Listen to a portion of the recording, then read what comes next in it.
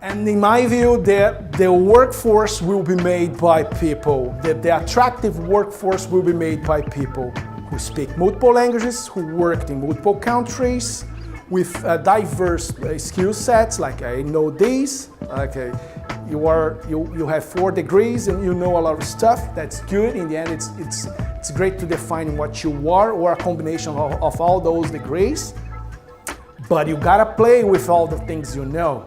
You gotta find a way to tell people in 45 seconds all those things. Connect those, write them down, and then that's your pitch.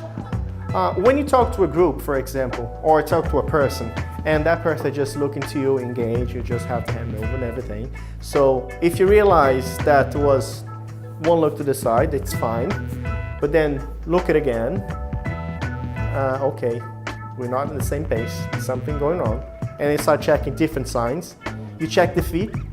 So if I'm talking to you like this, I'm engaged. And writing content will allow you to express that idea and express that opinion. I read something on one of the social media sites there recently that people actually, they want to know your opinion on things. So if you have opinion on the government, or if you have opinion on what way the legislation system is working, or if a new tax law comes out and stuff like that, and you have an opinion, share your opinion. Your opinion doesn't have to be right, it doesn't have to be wrong, it's your opinion. And people, they find that interesting. You know, it can cause some kind of controversy if your opinion is challenging the status quo, but people do value your opinion when it comes to certain stuff. They find that kind of stuff interesting.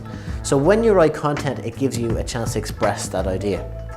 So there's no harm in coming to that person and say, hey, hi James, I read your comments about IoT trends, and I thought of getting in touch. Do you want to connect? What do you think that is going to happen now? Is Jim going to connect with that person? With you? He will. Because you're being personal, but you're also being very specific.